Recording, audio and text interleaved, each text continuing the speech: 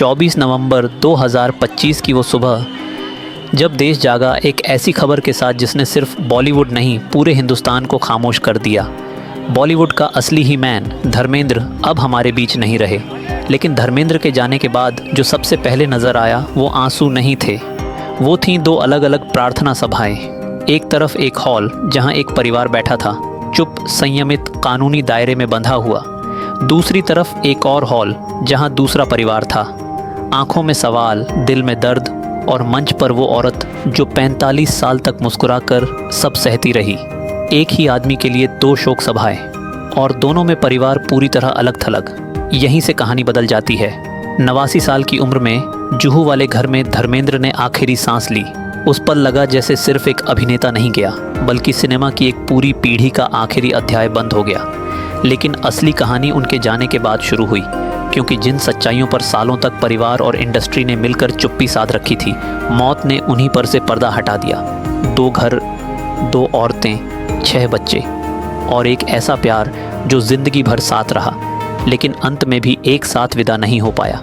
ये सिर्फ एक मौत की कहानी नहीं थी, ये उस चुप्पी की कहानी थी जो 45 साल तक निभाई गई और अब 2 प्रार्थना सभाओं के बीच पूरी तरह टूट चुकी थी।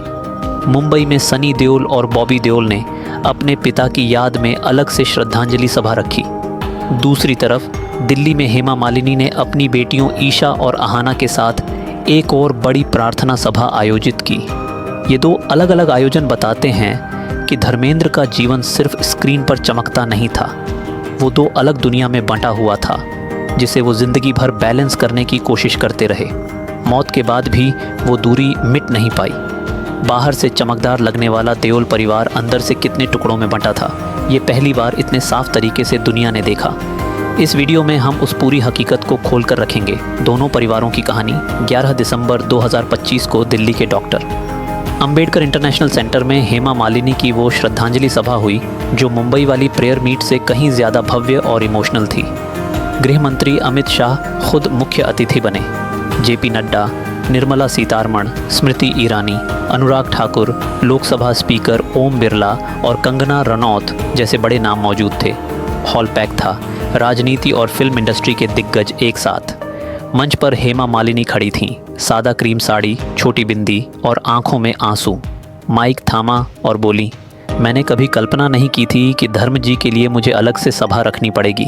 45 साल हमने साथ बिताए, एक पल भी अलग नहीं हुए, लेकिन उनके जाने के बाद भी हम पूरी तरह एक नहीं हो सके। पूरे हॉल में खामोशी छा गई। अमित शाह सिर झुकाए बैठे थे, कंगना की आंखें नम।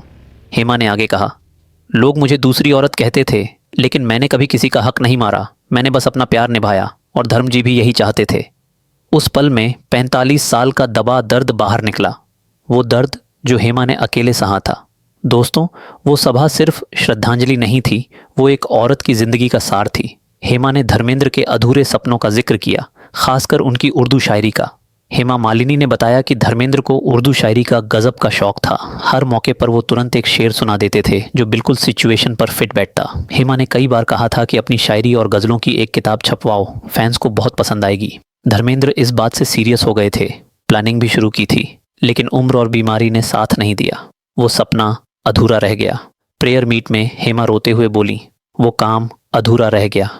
उन्होंने धर्मेंद्र को अपना सबसे मजबूत साथी बताया और कहा कि उनका जाना उनके लिए कभी न भरने वाला घाव है। धर्मेंद्र की ये छिपी प्रतिभा फैंस के लिए भी नई थी, और अब ये अधूरी ख्वाहिश सबको भावुक कर रही है। उनकी फिल्में और यादें हमेशा हमारे साथ रहेंगी। ओम शांति। कंगना ने कहा, धर्मजी गांव की मिट्टी जैसे थे, सादे लेकिन मजबूत। अमित शाह ने श्रद्धांजलि दी। उनका दिल बड़ा था। सभा शाम 4 से 6 बजे तक चली।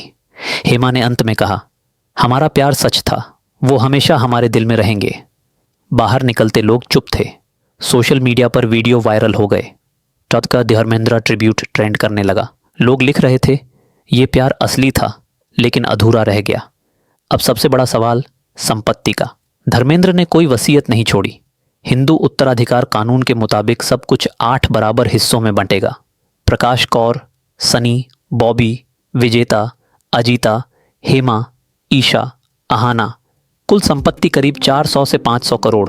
मुंबई के बंगले, लोनावाला फार्मा हाउस, रॉयल्टी, निवेश। लेकिन हेमा की कानूनी पोजीशन कमज़ोर है। हिंदू मैरिज एक्ट में दूसरी शादी वैलिड नहीं। मुस्लिम लॉ में मान्यता है, लेकिन कोर्ट में लड़ाई लंबी चलेगी। वकील कहते हैं 10 से 15 साल लग सकते हैं। फिलहाल सनी बॉबी ने लोनावाला फार्म हाउस संभाल लिया। हेमा के पास जुहू और मड़ का घर है। अभी तक दोनों परिवारों की एक भी साथ वाली फ़ोटो नहीं आई। सनी ने कहा है कि वो किसी को हक से वंचित नहीं करेंगे। एक सोर्स ने बताया, सनी दुखी हैं, लेकिन ईशा आहाना को हिस्सा देंगे। अफवाहें गलत हैं। हेमा मालिनी और ईशा ने इंस्टाग्राम पर ट्रिब्यूट पोस्ट किया, जिसमें प्रकाश कौर, सनी, बॉबी की पुरानी फ़ोटोज़ भी थीं। कमेंट्स बंद कर दिए। शायद वह किसी भी तरह के कमेंट नहीं चाहती थी। ये बताता है कि परिवार की शांति उनके लिए अहम है, न कि किसी तरह की बयानबाजी। फिर भी 13 दिसंबर तक कोई जॉइंट मीटिंग नहीं हुई। ये सिर्फ पैसे की लड़ाई नहीं, इमोशंस की है। धर्मेंद्र ने 2 औरतों को पूरा प्यार दिया, 2 घर बसाए, लेकिन एक घर नहीं बना सके। प्रकाश कौर चुप रहीं, पंजाबी औरत की तरह मजबूत। हेमा आखिरकार बोल पड़ी। दोनों का अपना सच, अपना दर्द। बीच में धर्मेंद्र, जो दोनों को अपना कहते थे, लेकिन एक साथ विदा नहीं कर पाए। पीछे मुड़कर देखें, 27 नवंबर को मुंबई के ताज लैंड्स एंड में सनी बॉबी की सेलिब्रेशन ऑफ लाइफ सभा, जिसमें पूरा बॉलीवुड उमड़ा। सोनू निगम ने धर्म पाजी के फिल्मों के कई गाने गए, जिसमें देओल परिवार रो पड़ा, लेकिन हेमा और उनकी बेटियां नहीं आईं। उसी दिन हेमा ने घर पर छोटा गीता पाठ रखा। ईशा, आहाना, कुछ करीबी। दूरी साफ दिखी। धर्मेंद्र की ज़िंदगी फिल्मी थी, शोले का वीरू जो दोस्ती निभाता है, लेकिन परिवार एक नहीं रख पाया। वो सुपरस्टार थे, लेकिन घर की 2 नावों पर सवार रहे। अंत में दोनों किनारों से दूर चले गए। ये ट्रेजेडी हमें सिखाती है, प्यार कितना भी बड़ा हो, समाज के नियम उसे जटिल बना देते हैं। धर्मेंद्र चले गए, लेकिन उनकी फिल्में, उनकी शायरी, उनका प्यार सब अमर है। धर्मेंद्र की ज़िंदगी किसी फिल्म से कम नहीं थी। पर्दे पर वो शोले का वीरू थे, जो दोस्ती के लिए जान दे देता है, लेकिन असल ज़िंदगी में वो अपने परिवार को एक छत के नीचे नहीं रख पाए। वो सुपरस्टार थे, तालियों, शोहरत और दौलत से घिरे हुए, लेकिन अपने ही घर में वो 2 नावों पर सवार एक अकेला मुसाफिर थे। कभी एक किनारे की ओर बढ़ते, कभी दूसरे की ओर लौटते, और आखिरकार दोनों किनारों से दूर चले गए। यही उनकी सबसे बड़ी त्रासदी थी। ये कहानी हमें सिखाती है कि प्यार चाहे जितना सच्चा हो, समाज के नियम, कानून की लकीरें और हालातों की दीवारें उसे कितना उलझा और अधूरा बना सकती हैं। धर्मेंद्र चले गए, लेकिन उनकी फिल्में आज भी जिंदा हैं। उनकी आवाज़ आज भी गूंजती है। उनकी शायरी आज भी एहसास बनकर बहती है, और उनका प्यार, वो प्यार जो कभी सही शब्द नहीं पा सका, आज भी यादों में सांस ले रहा है। इस कहानी में न कोई हीरो है, न कोई विलेन। ये कहानी है 2 औरतों की, जिन्होंने चुप रहकर प्यार निभाया। 6 बच्चों की, जिन्होंने अपने अपने सच के साथ जीना सीखा, और एक ऐसे आदमी की जिसने बहुत प्यार किया, लेकिन उसे पूरा नहीं कर पाया। यही ज़िंदगी की सच्चाई है, खूबसूरत भी और दर्दनाक भी।